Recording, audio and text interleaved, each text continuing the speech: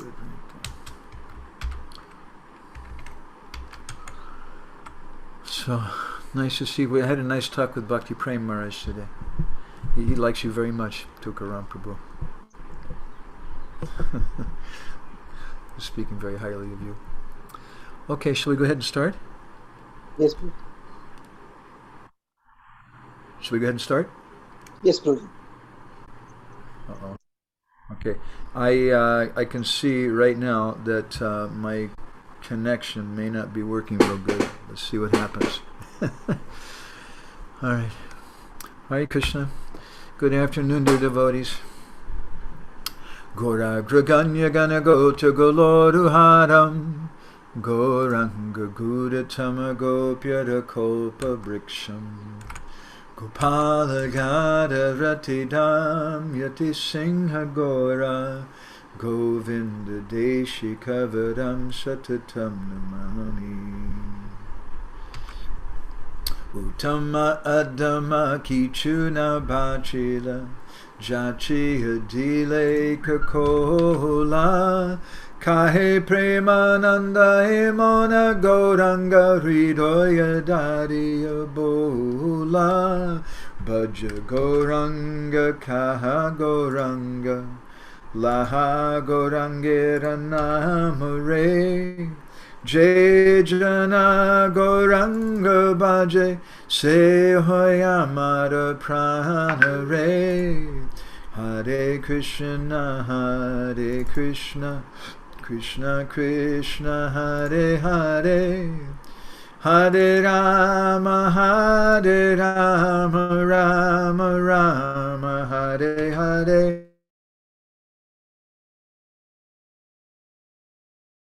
Prema Bhidana Padama Pumarta Tasmai Jagan Mangala Mangalaya Chaitanya Chandraya Namo Namaste Chaitanya Chandraya Namo Namaste Chaitanya Chandraya Namo Namaste Madgavirapi Gopala Sri Kriyat Kripaya Judi Tadaiva Samvaya Pidva Risha Yustat Priya Janaha Shri Krishna Krishna Chaitanya Sasanatana Rupaka Gopala Raghunathapta Brajabala Bapahimam Vancha Kalpatarubhischa Kripa Sindhubhya Evacha Patitanam Pavanebhyo Vaishnavebhyo Namo Namaha Jai Shri Krishna Chaitanya Prabhu Nityananda Shri Advaita Gadadha Shivasari Gaura Bhakta Brinda Hare Krishna Krishna Krishna Hare Hare Hare Rama Hare Rama Rama Rama Hare Hare. So I'm really happy to see everybody today. It looks like everyone survived our last discussion about the Bahirmukh Sishas, the external types of disciples. I thought I was going to be burned to ashes myself. So just to look back for a moment at that, we spoke about how there are different external and internal disciples and three basic categories of external disciples, the Snehasilita, the Guru Giri, and the Vishayi, and how they're all Anartha Yukta Vasta. They have Anarthas in their heart, and so their darshan of Gurudev is Bhogya darshan, and these guys are really bad. Now, when we hear something like that, we might decide, oh, I know some people like that. You might even say, I know some people in the IYF like that. I know some devotees in the temple like that. But that's not the point of what we were discussing. Narottam Das Thakur, in Prem Bhakti Chandrika, he instructs us. Karmi Gyani Micha Bhakta Nahoi Tate Anurakta Vishuddha Bhajana Koruman Braja Janya Yehi Rita Tahete Dubaho Chitta Ese Parama Tattvadan. Says, my dear mind, get control of yourself. Karmi Jnana Micha Bhakta Nohibitati Anurakta. Don't be attached. So all these Micha Bhaktas, these false devotees, or the karmis or the jnanis, don't be attached to talking about, oh my God, you know, that woman, the way she's dressing, it's so bad. Leave it alone. Don't be attached to all that. Rather, braja janera jay ritta tahete dubao chitta aise parama tattvadana. The real parama tattvadana, the treasure of the supreme truth, is that we should be absorbed in braj bhajan, in meditating on the activities, the people, the customs of the people of braj. So I wanted to start off with this discussion today, looking back at that, and we should know those things, but that shouldn't be our great focus. No one is going to save the world by pointing out everybody's faults. Rather, if you focus on everybody's faults, I'll tell you a secret, you'll get to keep them. If you run around finding all those faults, then you get to keep them, just like finding some money on the ground. So therefore, Prabhupada in Madhya Lila, he says that the qualification of a Vaishnav is that he's adosha darshi. He doesn't see fault in anyone. So then why are we speaking about all these kind of, we could say like from a movie, the good, the bad, and the ugly? Why are we speaking about the bad and the ugly kind of devotees? That's also necessary to purify ourselves and to be careful. But we're speaking these things for our benefit and to apply these things to ourselves. Not that we should run around pointing the finger at everybody else, which is the behavior of the Guru Giri. Rather, we should see good in everyone. So today, and maybe in the next session also, I'm going to go a little bit slow. I'd like to speak more about the Antarmukh Sishyas. I just briefly touched on them in our last session. And today I'd like to speak something about the Kanistha Antarmukh Sishya. And I am afraid this may take 2 sessions just to speak about the Kanistha. And the Madhya may also take a couple as well as the Uttam. But this is really what's important. We want to understand what is the real standard for bhakti. Srila Bhaktisiddhanta Saraswati Thakur, in one lecture that he gave at Radhakund, he said, for so many years, we've been speaking about philosophical things, but now I'd like to speak to you something about rasa. And he said, I know you're not yet ready for it. He said, but if all that you talk about is anartha nibritti, how to become free from anarthas, and oh my God, how can I control my mind? How can I keep away from Maya? How can I not be attracted to these girls? If that's all that we're thinking about, Srila Bhaktisiddhanta said, if all we think about is anartha nibritti, then we may become impersonalists. Therefore, we have to speak about artha prabritti. What is the goal? And so when our acharyas speak about different types of devotees, there's some discussion given about the bahirmukh kind of persons, but not so much, because we want to focus on the positive things. If we just focus again on the negative things, then those negative qualities will come to us. We're the International Society for Krishna Consciousness. We're not the International Society for Pop Consciousness or sin. I'll tell you a brief story. I used to distribute books sometimes in America. And one time I went to some big shopping mall, and I had the books, and I was distributing books there. And it got a little later in the day, and I had some japa left to chant. So I took my box of books behind the shopping center and put it down, and I was walking back and forth and chanting japa. And someone called the police. Now in India, the police are very dangerous, but you don't see them very often. But in America, you see them a lot, and they're very, very dangerous.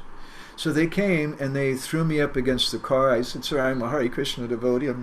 No. And they searched me and they pushed me in the car. You're under arrest.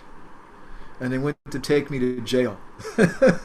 So I was disturbed. I was such a fanatic. I was disturbed not because I was going to jail, but I was really disturbed because I thought my book distribution was going to stop. This is very, very bad. So I was disturbed for that reason. So I started preaching to those two policemen. Now, I think probably all of you, I hope that all of you don't know very much about the behavior of born-again Christians in the West. I know a lot about their behavior because I grew up around that. So I started preaching to those two police officers like a Christian, the way that Christians preach, which is all what they call hellfire and brimstone, means real heavy negative things. Krishna conscious devotees, we speak about positive things. But sometimes the Christians and the Muslims, they speak about negative things. So I started speaking to them. I said, officers, do you eat meat? And they said, yeah. I said, you know you're going to take birth again and suffer in hell. You're going to take birth for every hair on the cow's body that you've killed. Do you know that? And I said, do you have illicit sex? And they said, well, yeah. And I said, you're going to go to hell, and you're going to... And I started speaking very angry like that, very heavy on them. And finally, they were driving me to the police station. They stopped the car. And they said, get out. And they just put me out on the street. So I was very happy. I walked back to the place and got my books. So I did that for a certain purpose, but that's not our preaching. Don't think that's our preaching. Don't let that become your preaching. Just telling all bad things about women, all bad things about Maya, all bad things about taking drugs, all bad things about everything in the world. If all that you hear about is anartha nibriti, then you might become an impersonalist. We need to hear about artha prabriti, how to cultivate something positive. Mm-hmm. So I'd like to begin the day by speaking something about the Antarmukh Sishyas. And we'll begin with the Kanistha, which is the most easy for us to understand. And we'll go later, I don't know, in the next session or the session after, to the Madhyam devotees and speak about how Bhaktivinoda Thakur says that we should cultivate the behavior of the Madhyam, and our society should be a Madhyam society. And then finally, after one or two sessions there, we want to go and speak about the Uttam Vaishnav and how the Uttam Vaishnav, Gurudev, the Uttam Sishya, Uttam Antarmukh Sishya, Gurudev appears in that devotee's heart. And Krishna appears in that devotee's heart, and they're considered to be non-different from Krishna. So I'd like to begin with reading something to you from one of my favorite lecture series. This is from Prabhupada's Nectar Devotion series in Vrindavan in 1972. This is from the 23rd of October. Prabhupada was sitting at the Radha Damodar temple. We have some beautiful photos of him in our Prasadam hall, sitting there next to the Samadhi of Rupa Goswami. And there's so many dandas in front of him. So Prabhupada says there are three kinds of devotional stages. Kanistha Adhikar, lower stage. The Madhyam Adhikar, middle stage. And Uttam Adhikar. So the Kanistha Adhikar means Yapujam Shadaye Yate Natad Bhakteshu Chanyeshu Sabhakta Prakrita Smita. Prabhupada says, in the lower stage, the devotee is engaged in deity worship. It's not that deity worship is lower than meditation. We don't mean that. Deity worship is the beginning of devotional service. So in the beginning, one who's not advanced, he can't see Krishna properly. When we speak of Krishna, he's not alone. Just like if we speak of the king, we say the king is coming. It does not mean the king is coming alone. The king is coming, his ministers, his secretaries, his military commanders, his queens, his servants, so many other servitors of the king, they're also coming. So similarly, when we speak of Krishna, Krishna does not mean Krishna alone. The Kanistha Adhikari In the lower stage, he thinks that he's worshiping the deity very nicely, and he's realized Krishna. No. Prabhu says, Natad Bhakteshu, Chanyeshu, Sabhakta Prakrita Smita. We have to make further advancement. Krishna does not mean alone. Especially Krishna's devotees. They're always with Krishna. Therefore, when we recognize a devotee of Krishna, when we can recognize him, and offer him the respect as a devotee of Krishna, that is a further type of advancement. So I noticed that Tukaram Prabhu and Amritesh Prabhu, they've been very carefully teaching all of you this thing. I can see that by the way all of you behave when guests come, and you're being very respectful to the devotees. And of course, I know also, living for some years in Orissa, this is the culture of Orissa. This is the culture of India. Sometimes when we go to the villages, people, we go to their home, and they insist on pouring some water on our feet. And especially for the Bideshi devotees, they're not used to that. They don't like that at all. And they become disturbed. But that's just the system, isn't it? When someone comes to your home, you give them respect. We should always give respect to the devotees. It's such an important thing. So Bhaktivinoda Thakur, he speaks about this Kanistha Adhikari. The Bhagavatam speaks about it in the 11th canto. We'll hear a little something from Bhaktivinoda and Harinam Chintamani, and also from Chaitanya Charitamrita. So the Bhagavatam says, Archayam eva haraye, yapujam shadiyayate. That the Kanistha Sabhakta Prakrita Smita, he's described as a Prakrita Bhakta, or the materialistic devotee. Archayam eva haraye. He's worshipping the Lord. Yapujam shadiyayate. And he has faith in that worship. So that's good. Because of that, he's a devotee. He's an antarmukh sishya. But natad bhakteshu chanyeshu sabhakta prakriti smata. The Kanistha Adhikari natad bhakteshu chanyeshu. He doesn't give proper respect to the devotees or chanyeshu, other personalities. So this is a distinguishing characteristic of a Kanistha. And we see this in many religions in the world today. These are generally the people who want to do jihad, who want to establish Hindutva, and they want to kill all the Muslims, or they want to kill all the Christians and all the Hindus, or whatever. They're very, very angry people. They can't see and appreciate other types of persons. Bhaktivinoda Thakur, he says in Harinam Chintamani, say, Sadhu sevahina ache lokika shradhaya prakrita vaishnava hoya vaishnavera praya. He says that someone who sadhu sevahina, he's not doing service to the sadhus. Arche, he's serving the Lord, the deity form, but he has lokik shraddha. He has common faith. He's Prakrita Vaishnav. He's a mundane Vaishnav. Hoya Vaishnavera Praya. He's not quite a Vaishnav.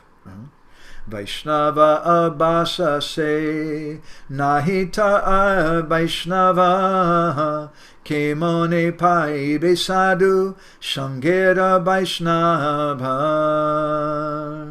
He's Vaishnava Bas. He's not really a Vaishnav. Say nahita Vaishnav. Kemoni paibi sadhu shanger Vaishnav. So because of that, how will he find a devotee to have saintly sangha with, Vaishnav sangha with? So in these verses, Bhaktivinoda Thakur is using 4 different terms to speak about the neophyte devotee. He uses a Prakrita Vaishnav, similar phrase used in the 11th canto. He's a materialistic, mundane, non-spiritual devotee. He's Vaishnava Bas.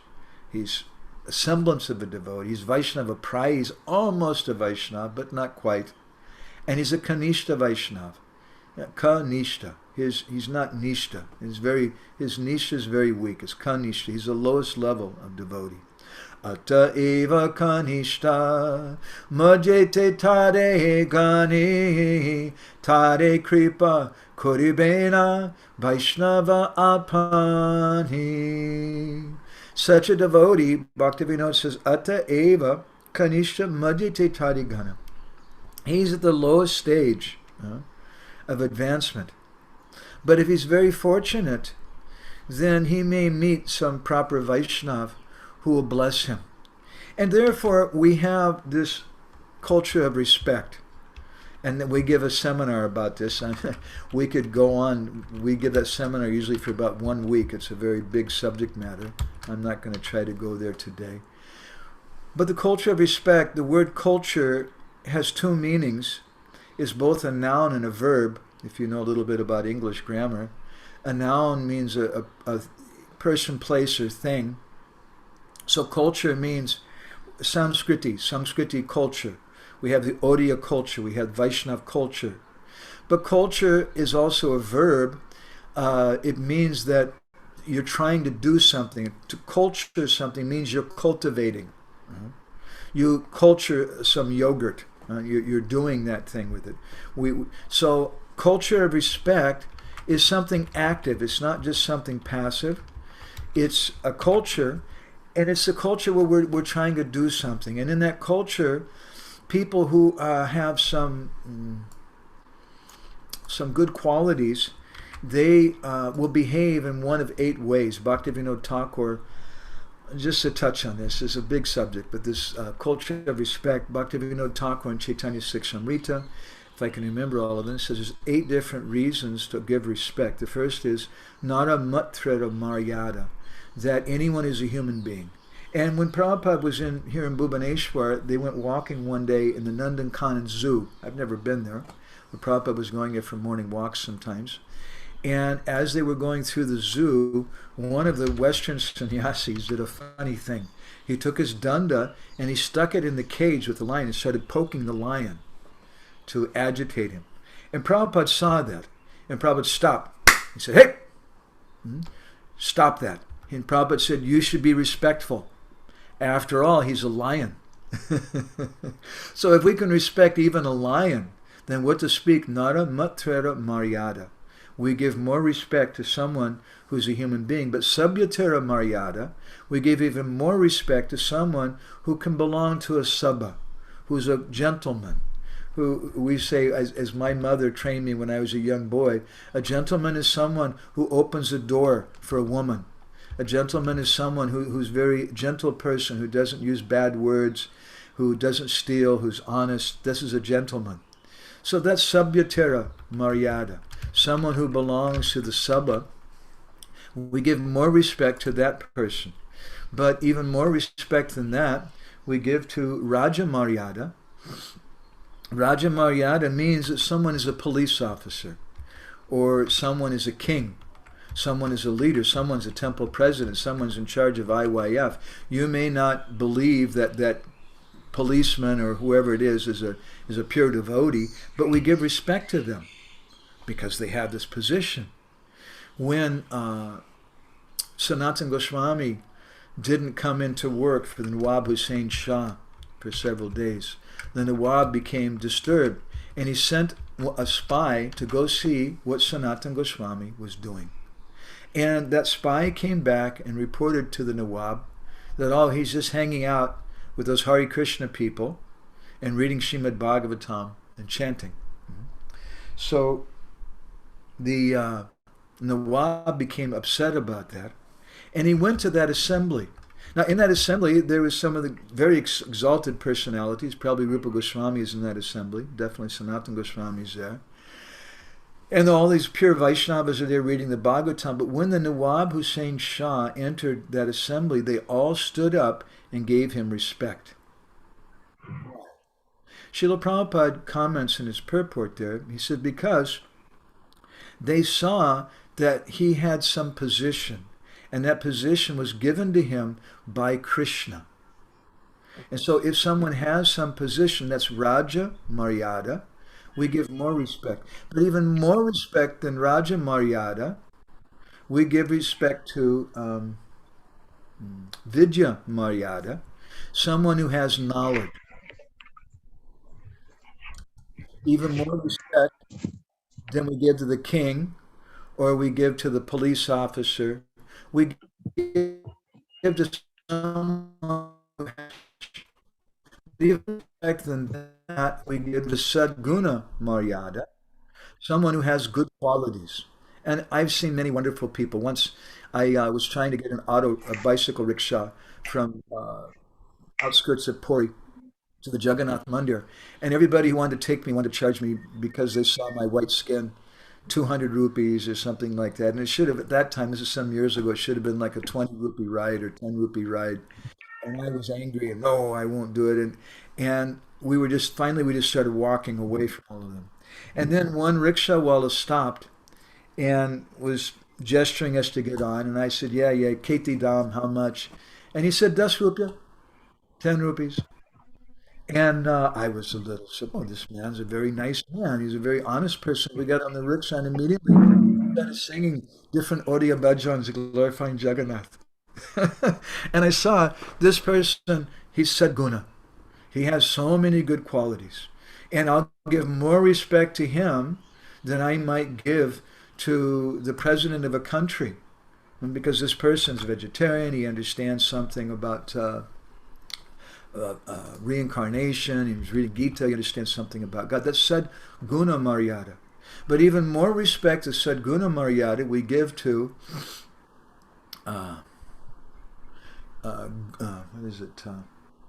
Varna Maryada.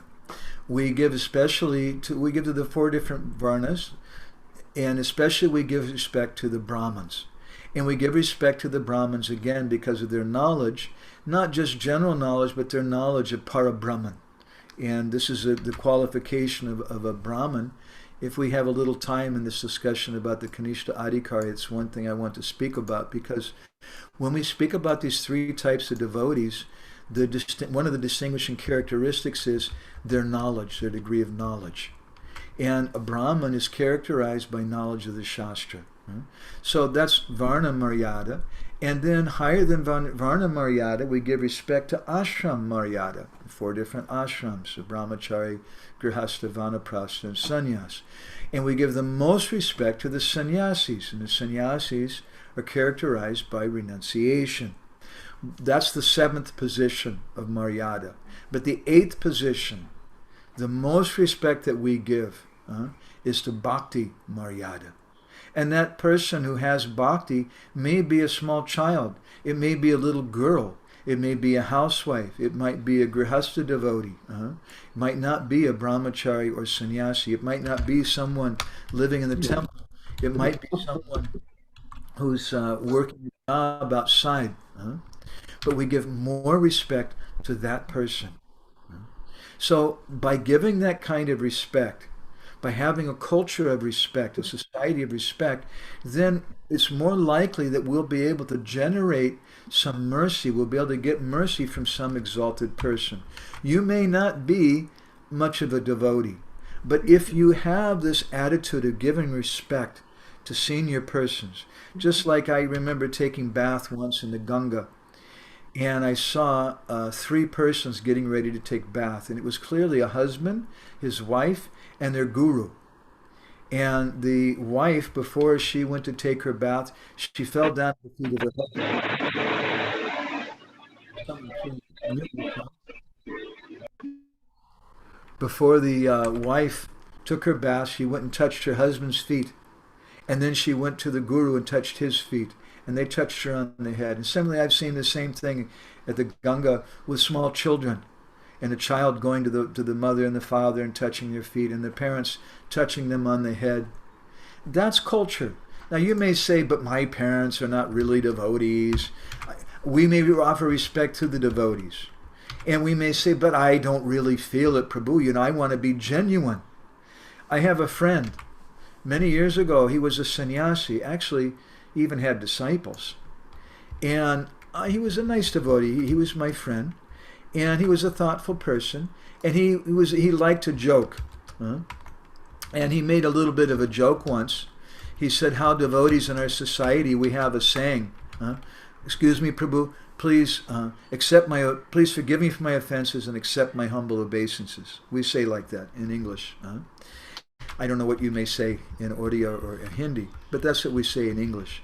And so he was making fun of the way that sometimes devotees do that in a mechanical way. And so he reversed it. He said, Prabhu, please accept my offenses and forgive me for my obeisances. So that's cute. But unfortunately, that friend of mine, that nice devotee, he's no longer practicing Krishna consciousness anymore. Last I heard, actually, he was a guard in a prison, and he was still a vegetarian, but he wasn't a practicing devotee anymore.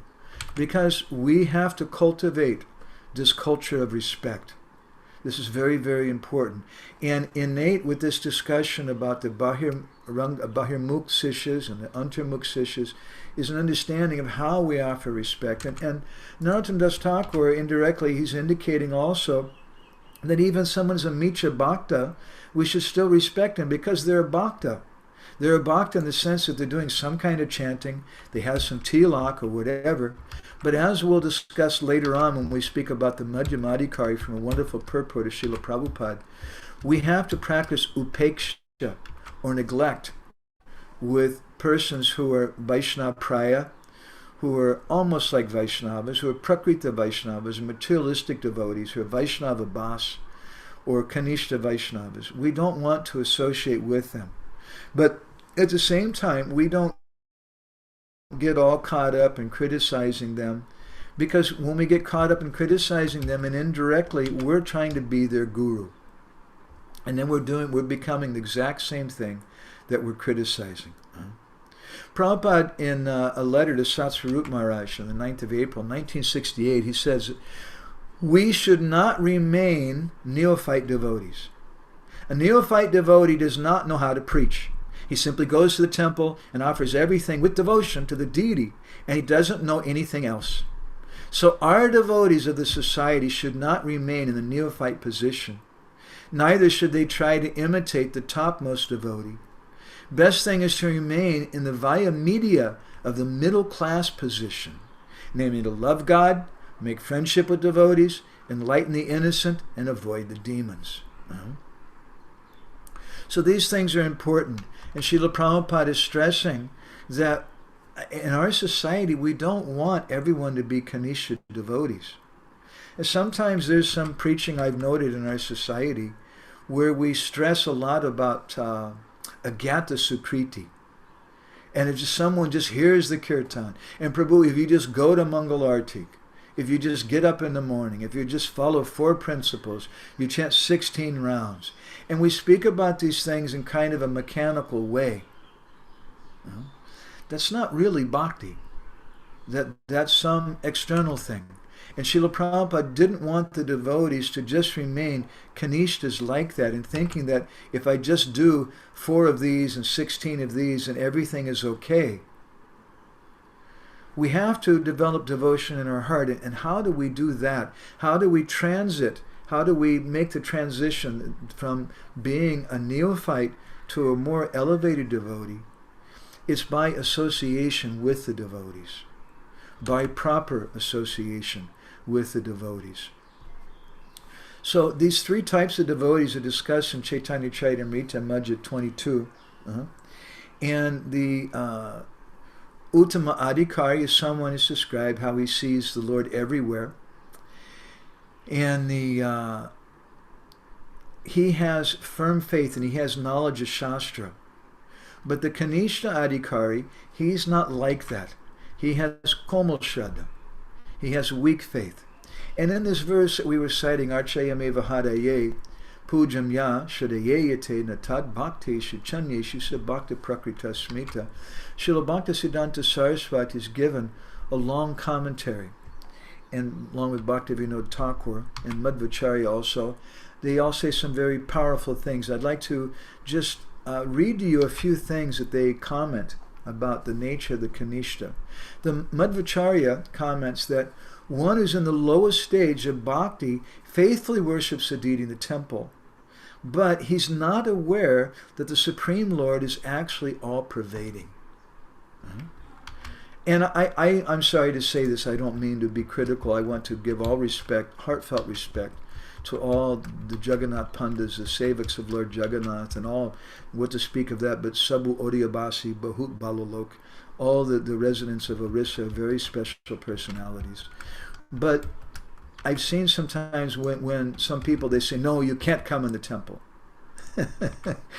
I don't need to go in the temple. I don't need to go inside and see Lord Jagannath. They say Prabeshni Shade, Bideshi Prabeshni Shade, but I don't have to go in the temple because Lord Jagannath comes outside like yesterday. At least on Durdarshan. Yesterday I couldn't go downtown because of COVID lockdown.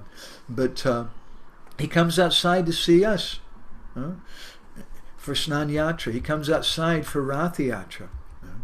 So we understand the Lord is everywhere.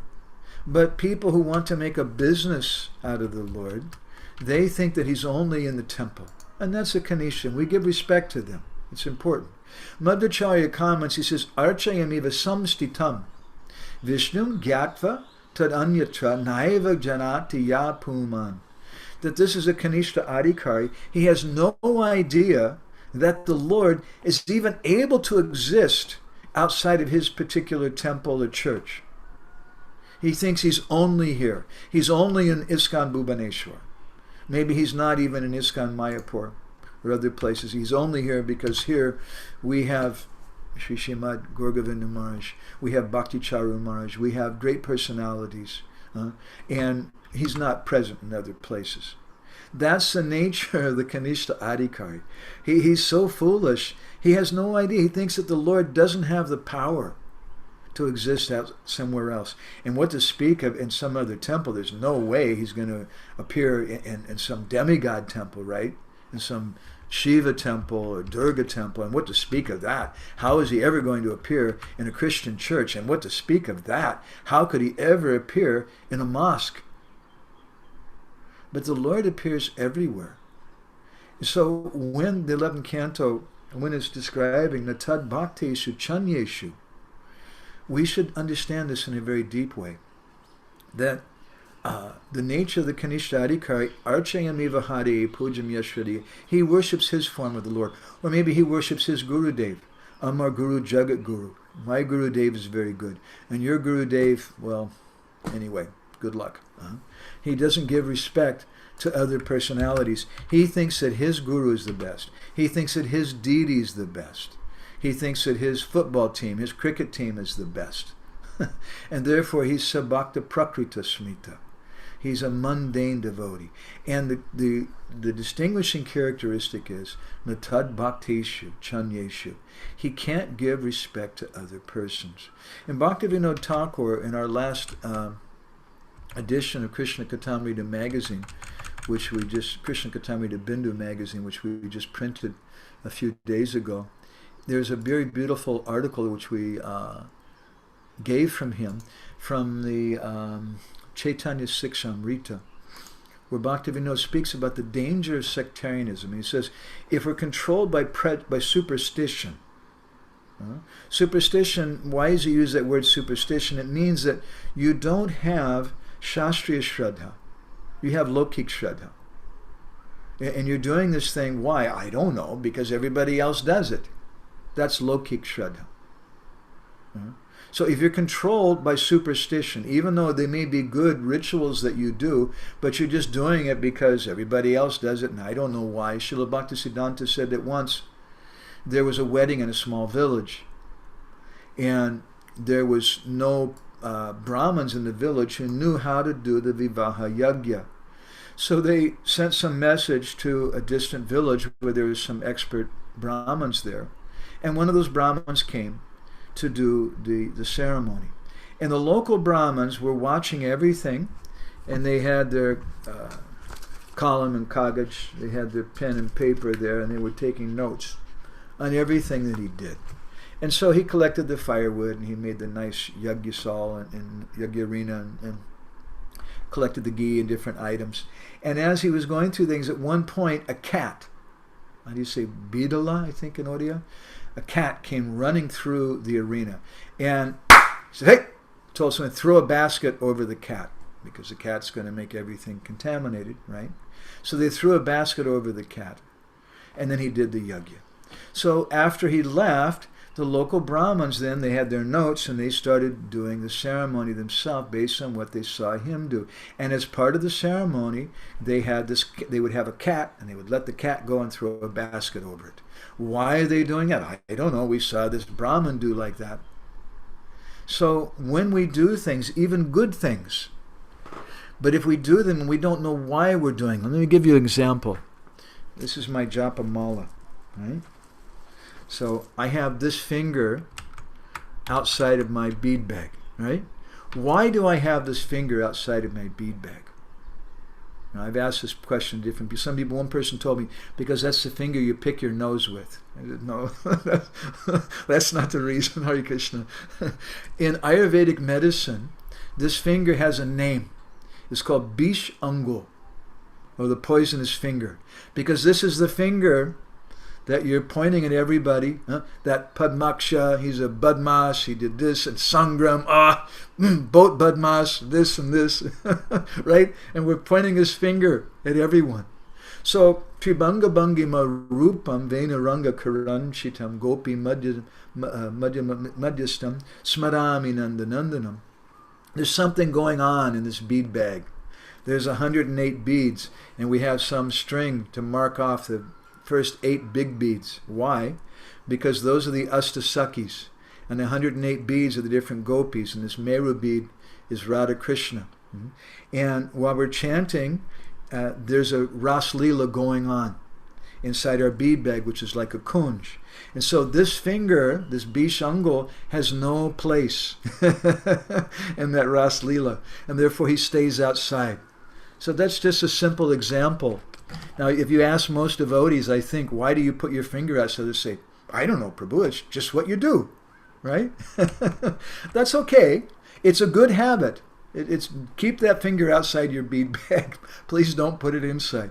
But better if you understand why you're doing what you're doing.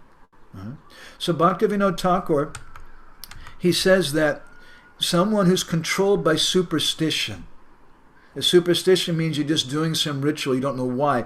It causes many problems. He says from that superstition comes prejudice. Oh, I'm good.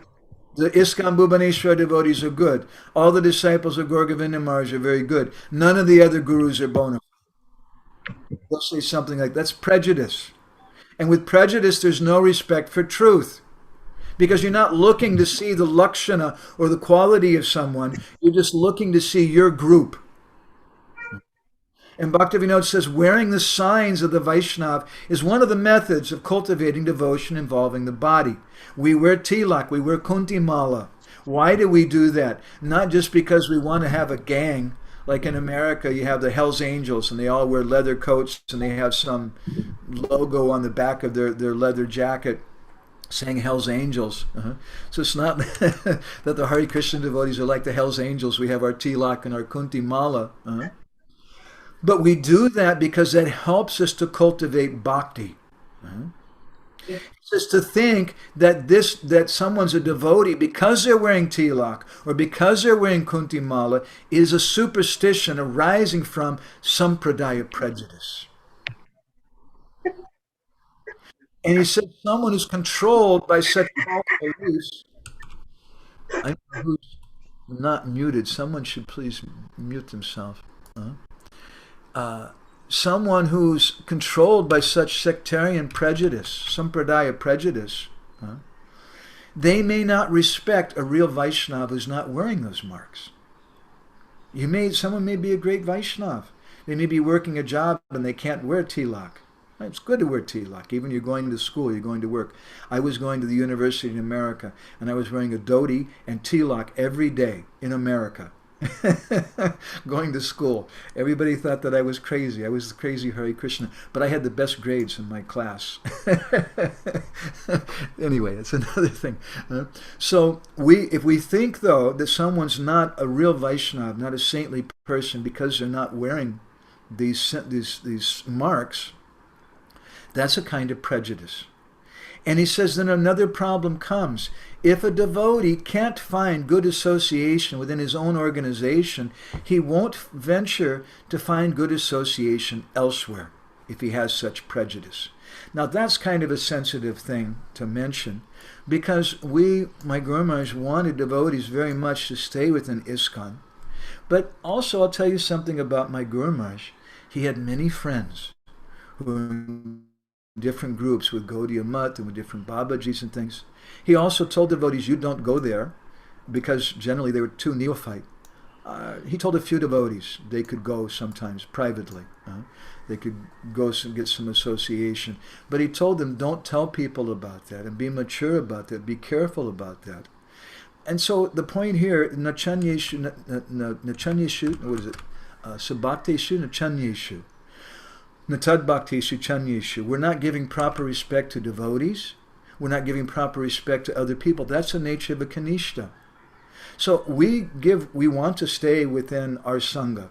We have a wonderful Sangha. In Bhaktivinoda, he's saying that within his own organization, by saying that, he's indicating that's good to stay in your own organization. That's natural. That's going to be healthy for you. If you go to some other organization where they're preaching something a little different, you may become confused. And so I found, doing research and going and speaking with the different sadhus and mahants for research for our magazines, that wherever I go, whether it's the Babajis, the Goswamis, the Gaudiya Mat, they all tell their followers, don't go outside. Don't go to other places. And it's not because they're mundane people who hate other Vaishnavas, but they're saying that because that devotee's a young devotee and they can't digest that. I don't like to go. If I go someplace for research, I never go there and say, Maharaj, please give me shelter. I never go like that. I go there, I'm representing my Gurudev and Srila Prabhupada. And we've come here, Maharaj, to ask you about the history of the Shiva temples here at Radhakund, or something, as I did on one occasion. We go for that purpose because that's my service. And then otherwise I don't go there because they may not be favorable to my Sangha. But at the same time, if I only give respect to people within my Sangha, and that also means within ISKCON, if I only give respect to devotees who are initiated by my Guru Maharaj, if I only give respect to devotees who are part of the ISKCON Bhubaneswar IYF, and I don't give respect to devotees who are the Juhu IYF, and we have a better IYF. Tukaram Prabhu is the best IYF leader. And we don't give respect to others, then how are you going to find good association? So intrinsic in this comment, a very deep comment from Bhaktivinoda, we have our own organization, and we stay within that, and we work within it. That's natural. But at the same time, natad bhakteshu chanyeshu, we shouldn't hate other devotees. We should give respect to all persons. And we should learn, especially, as Bhaktivinoda says in his song Gurudev Kripa Bindu Diya, Dehonata Jata Jata, that we should give respect to someone according to their qualities, according to their level of advancement. Yeshaya Lakshanam Pumsam. In the Bhagavatam it said we respect someone by their lakshana, by their qualities. So this is a very important principle, and this is the nature, this is the failing of the Kanistha Adhikari. Bhaktisiddhanta Saraswati says that another symptom of the Kanistha Adhikari is that he's infatuated by the material qualifications of so-called great materialistic persons. Right? He's attracted by material opulence. And sometimes we see that Kanistha Adhikari devotees, they think in terms, they give respect to someone in terms of their opulence. Oh, this person has a nice computer. This person has a good setup. Somebody said about our ashram once, this person has a good setup for live streaming. They have a lot of instruments. They have a beautiful house. This person has a lot of followers. This person, this devotee has a lot of money. This person has a big position. And we give more respect for them. That's the nature of the Kanistha Adhikari. I knew when I was first joined in Los Angeles, in California, there was one devotee who was a friend of mine. I think he's changed now, but he had a habit where he used to go out on the street and I don't know if you know what snow cone is a snow cone. They have this kind of syrup that they put in and drinks and things. It's like if you go to buy 7-Up or Coca-Cola or something like that, they have the syrup, very, very thick syrup. So they come in a big giant bottle, like a gas bottle, and he would take those and go out on the street and find what we called in America bums, or people who had no place to live and were sleeping on the street. And he would take that stuff and he would spray it all over them. And they're all sticky, and it's a terrible thing. And he would laugh and laugh, partly because he wasn't happy because they would come to the temple for free prasadam on Sundays. And so he thought he was really showing them. And such devotees, sometimes they'll give a lot of respect to someone who gives a lot of money. And maybe that person, the person has a pornography business, but he's giving lots of money to the temple. So we give lots of respect to him. But then there's someone on the street who has no home, and we go and spray them with something. That's the nature of a Kanistha Adhikari. Actually, it's even less, because you're doing some offense. It's very, very bad. The symptom of a Kanistha Adhikari, he gives respect to opulence. So we should be careful. There are a lot of Kanistha Adhikaris in our society. In the language of Jayadvaita Maharaj, most of the devotees in our society are Kanistha Adhikaris. And it's not a big surprise because many of us just joined. But as we were reading earlier from Srila Prabhupada, in our societies, he wrote to Satsvarup Maharaj, we must come to a higher platform. We have to give up this Kanistha platform. So the Kanistha, he's very, very much enamored. Oh, this person has so many followers. They have so many disciples. They have this position. They're a guru. They're a sannyasi. They're a temple president. They're IYF leader. They're in charge of Gopalji publications. We see that someone has some position, then we give respect to that. That's the nature of a Kanistha Adhikari. If you saw Gaurkishoras Babaji or Vamsidas Babaji, who sometimes they had no clothes on, they're just like mad persons, and they would just go sometimes for 2 or 3 days, sometimes without bathing, because they were chanting japa for 2 or 3 days without stopping, and they would just forget about bathing.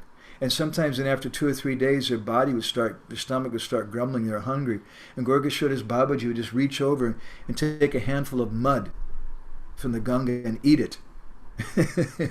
So if you have a devotee who does like that in IYF, you'll probably think he's crazy, and you may not give proper respect to him. But if somebody has some big position and they have a nice expensive dhoti and they have nice, maybe a gold necklace on also and this and that, we'll give more respect to that. So that's sad. We should look to respect someone by the nature of their devotion. So Jiva Goswami comments on this verse that a Kanistha Adhikari, because he can't properly respect other devotees, he's definitely going to he's not going to offer respect to ordinary people who are not devotees. And so because of that Kanistha Adhikari is useless for practical preaching work. He can't preach. So we want to distribute books. I think that you're going out, some of you sometimes, to distribute books. That's a wonderful thing. By doing that, you'll make a lot of advancement. You can please Srila Prabhupada. You can get a lot of mercy. But if you, first of all, can't properly respect other devotees, then there's no way you're going to be able to offer proper respect to ordinary living entities. In other words, when you go out then, and you have to get some respect, you'll say, excuse me, sir, excuse me, Mataji. But you're just saying it from the lips. You don't really mean it. And inside you're thinking, bah, nasty person, bah, very bad. You're thinking like that. Then how are you going to preach to that person? So many of you became devotees because of Tukaram Prabhu. Now, if Tukaram Prabhu would have thought like this when he started dealing with, nasty person, he talks to girls, he drank a beer, oh my God, or he's smoking or this or that, he's not going to Mangal Artik, a very nasty, contaminated person, but I'll try to save him because I'm very kind. You wouldn't have become devotees because you can feel he doesn't care about you. He doesn't give proper respect. A real preacher is someone who's gone beyond the Kanistha platform and can give respect, proper respect to the devotees. And as we'll speak in our next session, I'm going to stop here. This is because the Kanistha Adhikari, he doesn't have Shastriya Shraddha. He doesn't have faith which is based in Shastra. He has Lokik Shraddha. He has some other kind of faith. So we have to develop the Shastriya Shraddha. We have to develop something higher. So I'm going to go ahead and stop there. I'm purposely going a little slow. And we could have covered all these topics in a simple way, but I think this is more important than just talking about the Bahirmukhs. We should have something positive to look at, and we should understand our position. And maybe I'm a Kanistha. Maybe I'm less than a Kanistha. At least I should try to be a Kanistha and worship the deity. But don't try to be a Kanistha. Try to be a Madhyamadikari. And a Madhyamadikari is someone who gives respect to others. And if you're a Madhyamadikari, you'll have so much happiness. Whereas if you don't see anybody else other than your guru, you only give respect to your guru, you only give respect to your temple authorities, you only give respect to the deity in the temple, you don't give respect to other devotees or to other persons, you're not really going to experience Krishna consciousness. And you're not really going to understand IYF. You're not really going to understand what Srila Prabhupada came to give. You're just going to remain a Bahirmukh. You're going to remain an external person. You might be a Kanistha Adhikari, but you're still Vaishnava Praya. You're almost a devotee. You're not actually a devotee. We have to push ourselves. We have to come to the point of becoming real devotees. And this is so important. We want real devotees in our society. Not just people who wear opulent clothes and have positions, and everybody thinks, oh, to be a devotee means you get some position. I remember, I'll finish with a short little story. When I joined the temple in Los Angeles in 1982, I was a fanatic. I still am, but I was dancing like anything in all the kirtans, and I was very, very enthusiastic. I made a resolution in myself, a determination that I'm going to dance for every minute of the kirtan. So as soon as the kirtan started, I started dancing, slowly, but I would dance through the whole kirtan. I was very determined. And I remember I was in the new Bhakta programs, kind of like the IYF for new devotees in America, and only less, actually. And one of the other new Bhaktas, one day he told me, he said, Bhakta Mark, that was my name, Bhakta Mark. He said, you're going to become you're going to take sannyas and you'll become a GBC in just a few years. That was his idea. Now, that doesn't mean we don't respect sannyasis. That doesn't mean we don't respect GBC. We do, for all the reasons I mentioned previously. Raja Maryada and Ashram Maryada, we respect them with all of our hearts, but we give the most respect to Bhakti Maryada. And if we think that the purpose of being here is to get orange cloth and to have a stick, or the purpose of being here is to become the temple president, because as one person actually said this to me, literally, he said, Madhavananda, you have to think about your career in ISKCON. It made me very depressed. I didn't come here to think about a career. I came here to take shelter. I came here to do service, and not to make a career out of something. So we should be very, very careful. That's the nature of the Kanistha Adhikari.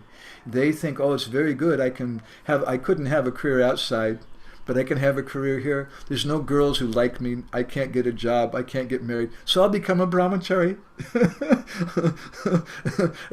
That's not the good reason to become a brahmachari, because the girls don't like you.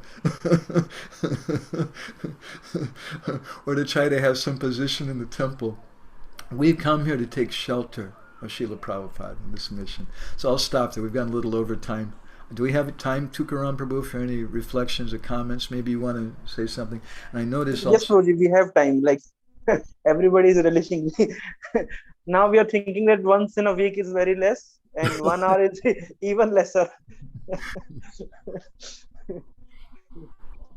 You're not angry. I'm not being too... I'm just beating myself. No, Prabhuji, like, we are speaking whatever we actually are looking for. So we are very grateful. Yes, we are actually looking for this thing. Because to purify our consciousness is the most important thing in Krishna consciousness. And these things are, you're really putting that what should be our actual mood, why we have come to Krishna consciousness. These things are becoming very clear to us. Would you let some devotees speak? Padmakya, Vikas, Sangram, you all can share your realizations and reflections.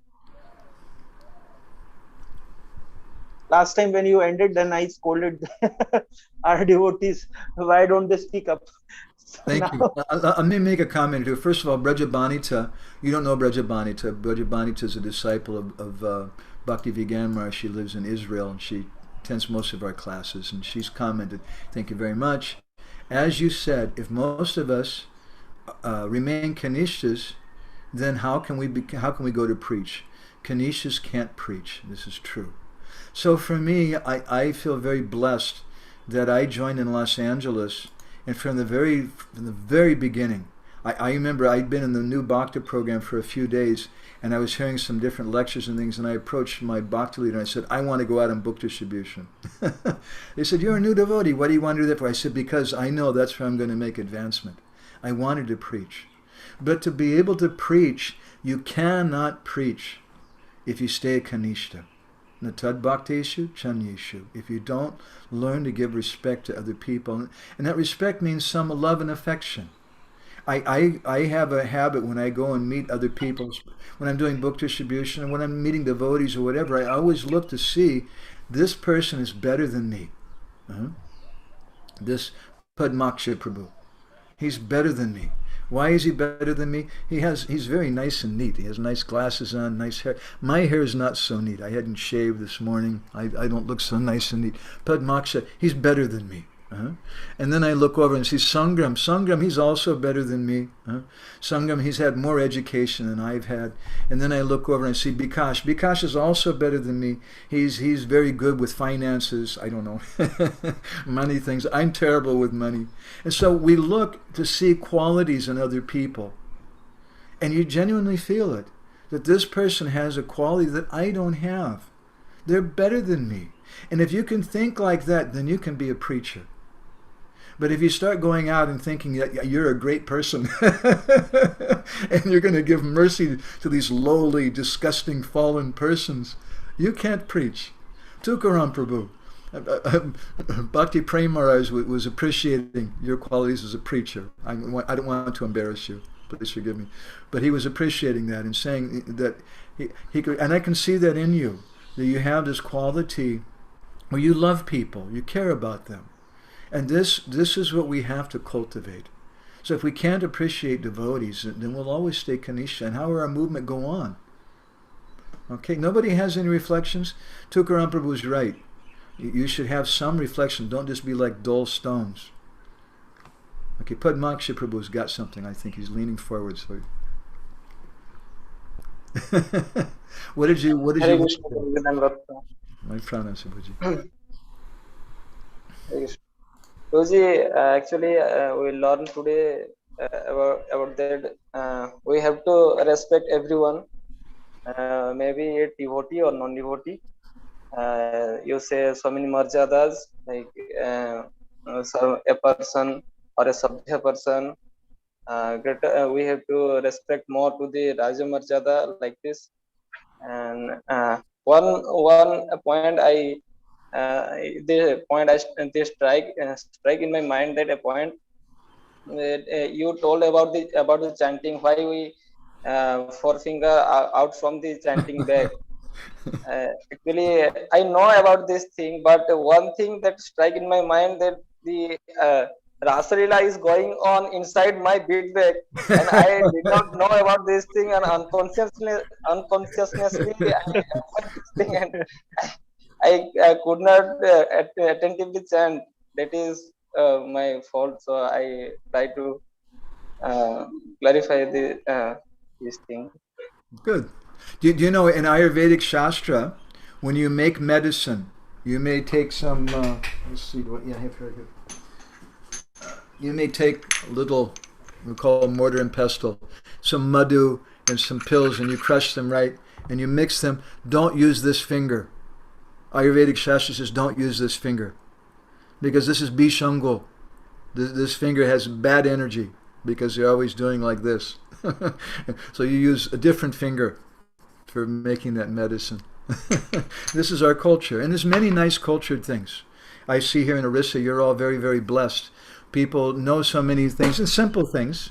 Take off your shoes before you go in someone's house. Why do you do that? Huh? Some people, they don't know. Maybe they would just do it. I don't know. But better, it's a good habit, but better if you understand why you're doing it. And then we can give more understanding to it. Thank you, Padmakshi Prabhu. That's good. How about Prakash? The two of you there. You're making faces and smiling and laughing when Padmakshi Prabhu was speaking.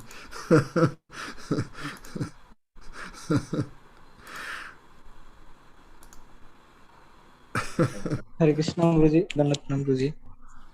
Guruji, today's class. Hare Krishna, Guru. Hare Krishna, I can hear you.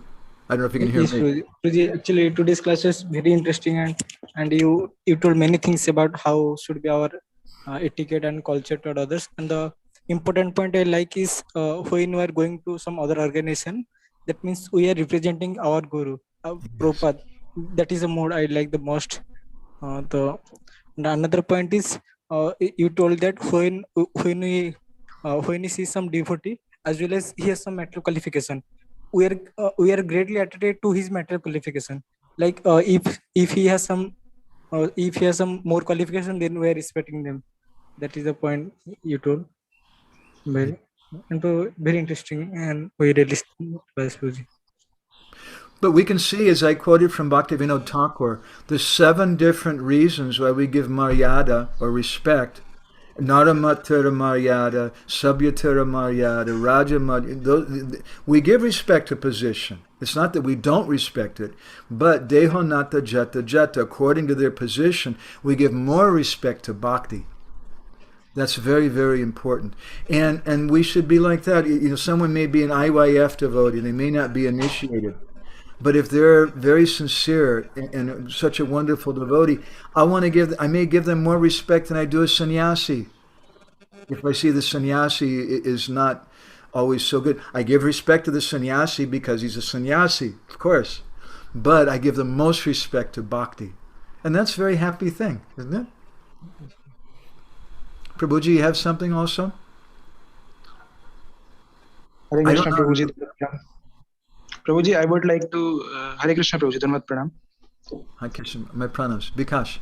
Prabhuji, today's class, I learned that the main point which I learned was, Prabhuji, that when we are trying to bring someone to Krishna consciousness, then we should give proper respect to them, and we should they should not feel that we are thinking them as lowly persons or they are very fallen. So they should not they should not be able to detect that in us, and we should deal with them fairly. So then they will feel accepted, and then they can take to this process of Krishna consciousness. So this was a very nice point, Prabhuji. And another point was Prabhuji, you mentioned that how a Kanistha devotee thinks that that God is only in the temple, that Krishna is only in the temple, and he cannot appear outside or in a mosque or in a church. So that was a very nice point, Prabhuji. So I really like these points. Yes. This is Vedic culture. This is your culture you come from. When the first Christians, I read some history book once, when the first Christian missionaries, we don't like Christian missionaries very much, when they first came to Vrindavan, they had a problem. They were very highly trained, the Christian missionaries, but they'd never had a problem like this before. They didn't know what to do. They would go and preach to the sadhus, the people in Vrindavan who were there, and they would start telling them about Jesus and the Bible. And the sadhus liked hearing so much about this saintly person named Jesus. They're saying, oh, this is so nice. Tell me more, tell me more, tell me more. And the Christian would take all day long talking to them, but then they never became a devotee. They never became a Christian. They were very happy being a Vaishnava. So that's the nature of the Vaishnavas. They see good in other people, and they love them. They appreciate them. We should, if you can't do that, you're not really a devotee. You're Bhakta Praya, you're Vaishnava Praya, you're something almost like a devotee. But Natad Bhakteshu Chanyesh, if we can't give proper respect to devotees and other people, you're a Prakrita Bhakta, materialistic devotee. Don't be like that. Okay? Best thing you can get, I think, from IYF is having loving relationships, loving friendships. And you come close to Tukaram Prabhu and Amritesh Prabhu, but also all the other devotees there. And maybe these are relationships you may keep your whole life. Very deep relationships. I hope you have that. Thank you, Vikash Prabhu. Anybody else have something? Hare Krishna, Prabhu. Dandavat Pranam. Hare Krishna. Prabhuji, from today class, the main point which I like the most is we need to see good qualities in everyone. Means our Krishna consciousness means talk about the Artha Prabhuti, means talk about the positive things. But I mean, many cases when I get anger, I see many of the false things in others. So that's the bad quality that I have. But still, it's for me, it's the time to take care of my how I can see others good qualities so that I can develop within myself. One lecture, my Guru Maharaj said that the Vaishnavas are adoshadarshi. Nityananda Prabhu is adoshadarshi, right? He doesn't see any fault. But we should be sarvadoshadarshi, see all the faults with ourselves. With other people, we're adoshadarshi. We don't see any fault. But with ourselves, we should see all the faults. But usually it's just the opposite, right? we think, I am not doing anything wrong. When someone comes and chastises us, Prabhu, why you didn't put on tilak? You came to the program, you should put on tilak. Oh, leave me alone. It's okay. He didn't put on tilak also. It's something we can't accept our faults, but we see faults in everyone else. Thank you, Prabhu. Anybody else with anything? Any Hare pride? Krishna Prabhuji, Dandavat Pranam. My pranams. Sangam Prabhu. Hare Krishna. Prabhuji, yesterday actually I was hearing the lecture by His Holiness Bhakti Charuswami Maharaj, and he said a very nice point that if we want to please the Gauranga Mahaprabhu, the Chaitanya Mahaprabhu, first of all we have to respect all the devotees, and the Gauranga Mahaprabhu is very pleased and give his mercy to those who are very nice to deal with other devotees and respect other devotees. And also I learned a point that in there are five rasas or ratis in Krishna consciousness, and in our moment we prioritizely practice in Dasya rasa. And Maharaj was pointing a very nice point that if we practice Krishna consciousness in Dasya rasa, and gradually and with respect to other devotees, gradually what we will get that Mahaprabhu will be very pleased to us and give his mercy. We no need to get into the higher rasas, because in a Kanistha Adhikar level we cannot get that. And one thing, Prabhuji, my question is the from transformation from Kanistha Adhikari to Madhyam Adhikari, is it depend upon how many years you have been practicing Krishna consciousness? Yes, of course. Once you've passed 5 years, then as soon as you get to the first day of the 6th year, then you change, and all of a sudden you become a Madhyamadikari. Does that make sense? No. It's not like that.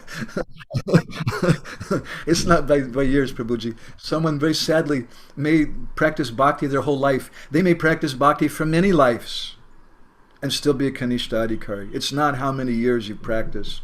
It's not like, oh, after 1 year now you can get initiated if you're chanting 16 rounds, and after 2 years you can get second initiation, and now after 3 years you become a Madhyama Adhikari. It doesn't work like that. You may stay a Kanishta Adhikari your whole life if we don't try. So how do we transition? What is the secret? What is the key to transition from Kanishta to Madhyam? The secret is learning to love and respect the devotees. And this is a problem of the Kanishta. He can't do that. And if we learn, as Madhvacharya says, if we learn to give love and respect to the devotees, only then can we give respect to the non-devotees. Jiva Goswami says this. And if we can't give respect to the non-devotees, then we can't preach. So that begins by giving respect and love and affection to the devotees. It's such a nice thing. isn't it? I mean, that's why Prabhupada says in many different places, this is our Krishna conscious movement. He said in one lecture in 1968 in Los Angeles, he said, we should learn to love the devotees. It's not just that we only love God, but we love the devotees. And that's really, at least my humble understanding, that's why you have IYF. That's why we have the temple in Bhubaneswar. Not just to collect money, not just to have a place to have deity worship or even to distribute books, but to have a place for Sangha, where devotees can come together and make deep friendships based on Krishna consciousness. Lila Sutochara Pareshu Sutatamtvaya Karyapritas Tavahara Yata Bhakti Nanashyati. That if we want to protect our bhakti, Yata Bhakti Nanashyati, so our bhakti won't be destroyed, then we have to learn to love devotees. And how do we love devotees? By doing Krishna Katha with them, by hearing Krishna Katha, by coming together and having kirtan. And that develops really deep friendships. Because it's difficult. Being an IYF devotee in Bhubaneswar, I think is something like being in the army in Afghanistan or something. You're in Afghanistan and there's so many Muslim terrorists and stuff who want to kill you all, and you never know. Practically everybody's like a Muslim terrorist, and you're very afraid. But you have people in your troop, in your group of soldiers, and you become very, very close. So IYF is like that also. You're all going to school and you're having to face Maya in so many different ways, but you have these deep friendships based on bhakti, because you're like soldiers going out in the war field like that. Is that okay? Yes, Prabhuji. Prabhuji, another question of mine, and that in a new stage of bhakti life, and when we are in impure consciousness, and when we live with higher senior devotees, and they may be they have no faults in their activities, in their sevas, in their service to other devotees, in their respect to other devotees, but there may be, due to our impure consciousness, there may be some faults we can see in them. So how to overcome that fault finding nature? Because yes, That fault finding is there because of envy. And Bhaktivinoda Thakur, in one commentary he writes on Upadeshamrita, he says, we see those faults in other people because we see our faults. They belong to us. I see many devotees, they become envious of leaders. Sometimes they become envious of the sannyasis or gurus. How can that person get so much respect? Why are they envious? Because they want respect. They're thinking, yes, I should have this respect. This respect is what we want. Don't be envious. Be very, very simple. Be Tanada Pisa Nichina. Keep yourself very, very humble and don't demand respect. Be ready to give all respect to other people. Don't put yourself in the position of being the judge of other people or the guru of other people. It's not right. Is that helpful, Sangram Prabhu? yes, Prabhuji. I'm very happy seeing a nice poster behind you, by the way. Thank you. This is very good. Hare Krishna. Okay, anybody else with any last reflections or comments or anything? Hare Krishna, Prabhu. Hare Krishna. Hare Krishna, Prabhuji. Dandavat Pranam. Prabhuji, actually I'm not in a good place, so I can't open my videos. Okay.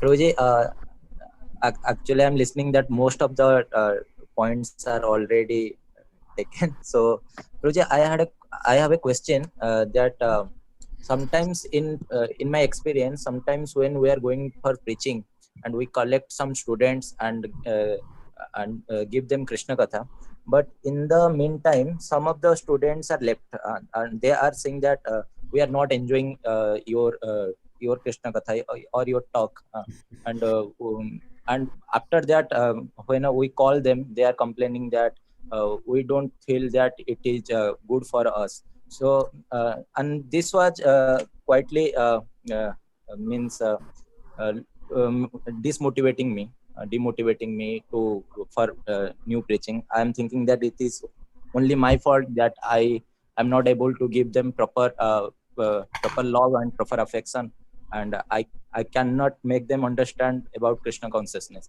So in that condition, how can I how can I think, and how can I move on that phase? Well, the Bhagavatam in the 10th canto, in the prayers of Lord Brahma says, Tatenu kampam susamikshimano bunjana evatmikutam vipakam hridvag vapuvir vidadan namaste jiveta yomukti pade sadayabhak. To paraphrase this verse in a simple way, that a devotee doesn't blame other people. He's not blaming Bill Gates, he's not blaming the government, he's not blaming the coronavirus, he's not blaming his wife or his mother or his friends or some demon. But the devotee accepts all of this as my fault. So if I go somewhere and someone says, oh, that was not a good kata or something, then my tendency is to say, oh, Krishna, what am I doing wrong? Krishna's trying to tell me something, and I want to listen to that, and I don't want to be envious. Of course, sometimes we meet people who are envious, and they just don't like anything spiritual at all. They may say, why are you quoting verses from Bhagavad Gita? Why don't you also quote the Quran? Or this or that. And there's some people you can't please. But still, I like to, if someone's unhappy, I like to look and see, oh, what am I doing wrong? Because I don't like to blame other people. I'd rather blame myself. I'd rather see what message is Krishna trying to give me. So maybe I should keep my talk more simple. Maybe I should tell more stories. Yes, maybe I shouldn't try to be so high-tech with everybody or whatever like that. I should try to just sit down and talk with them and be their friend. And maybe I shouldn't even talk so much. Maybe I should listen. Yes. Maybe I should just try to understand what their problems are and things and care about them. Because I'll tell you for sure that if people feel that you care about them, they're going to love you. Yes. And it doesn't really matter what you say. You can be quoting from the Bible, you can be quoting from the Bhagavad Gita, but if they feel like you really care about them, you really love them, they're going to love you. Because people love themselves. Generally, number one. So if they feel that we really care about them, so do that. You should have some care, but that care has to be genuine. Now, if I go to someone, if I go to Satya Prabhu or someone, I say, oh, Satya, I just have to tell you, I think you are just the most handsome person in the world. You're just you're so intelligent, and you're the best speaker I've seen, and you're the best kirtan leader that I've seen, and this and this. And by the way, could I borrow some money from you? Now, how is he going to feel? If somebody does that, you're going to feel very hurt and very offended, very angry. This person, you're trying to cheat me. It's very bad. So in a similar way, if we just go and we flatter people, it's easy to flatter people. And maybe all of you know some young men who are very expert in flattering girls. There's some men who learn that art. You are the most beautiful girl. And he said that to 5 different girls the same day. You are the most beautiful girl I've ever seen, and this. And the girls just, oh, they like that so much. But then if they find out that you're telling the same thing to 5 different girls, and the only reason you're doing that is because you're lusty, and you're trying to enjoy them, then they become very, very angry. And they go to their brother, and their brother comes, and he weighs 200 kgs. He's a big wrestler or something, and he beats you like anything. And so then you learn, I have to be genuine. A Vaishnava is someone who's genuine. So earlier I said that when I meet people, I always try to look for some quality that they have that I don't have. Something that they're better than me, and I try to love them, respect them, and that's genuine. I can't just go to them and just say, oh, you're more handsome than me, when I think actually they're really ugly. Or I think they're really stupid, and I tell them, you're like so intelligent. They'll understand that. But if you say something, you're better dealing with money, you're so good at that, I should learn from you, because I'm terrible at dealing, they'll understand I'm being honest. And they'll feel, oh, this person cares about me, because very, very few people can care about anyone else. We're all so self-centered and so absorbed in ourselves. We're all each the most important person in the world. We can't give respect to anyone else. So my humble thought, Prabhuji, based on what you said, is that if someone says something like that to me, that we don't appreciate your talks, it's not that you need to learn to have better pronunciation or better eye contact or quote more shlokas or do this or that. But you need to learn the art of caring for people, really Yes. genuinely from your heart. And have that come out in your talk. And how your talk comes out, of course, we should try to quote Shastra. We'll speak more about that in the next session, I think. We should try to quote Shastra, but even if you can't quote Shastra, but if we have proper philosophy and we care about people, then we can represent Prabhupada. Prabhupada cared about the devotees. The philosophy didn't come first with Prabhupada, but they loved the devotees. There's one, I can't remember his name, one big scholar in Gaudiya Vaishnavism. And he's an academic in America. He'd done some PhD on the Bhagavatam and things. And this was a time when no one knew about the Hare Krishna. And all of a sudden, one day, there was a knock on his door, and he went and opened the door, and there's a few white fellows with dhoti and kurta and tilak and kunti mala.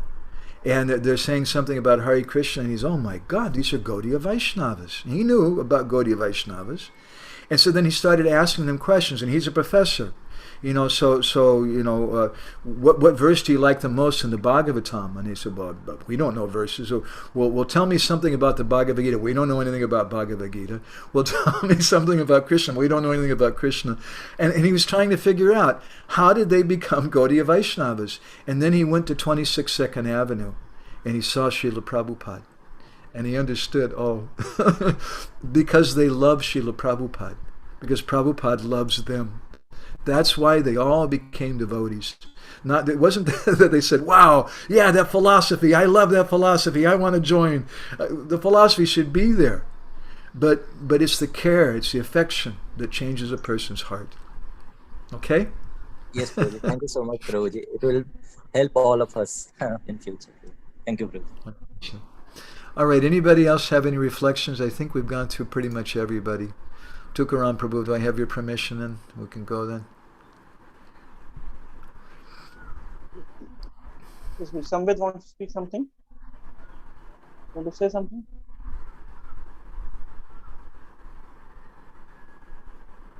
It's already unmute. Yeah.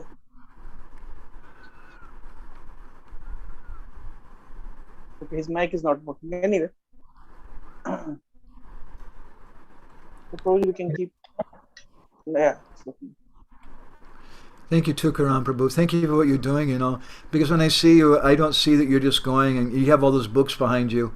I have all these books behind me. But I don't see that you're just going and giving a bunch of books, but you're going and giving some feeling, some love and affection. And that's what everybody's looking for. That's what everybody wants in a marriage. I'll tell you a secret about marriage.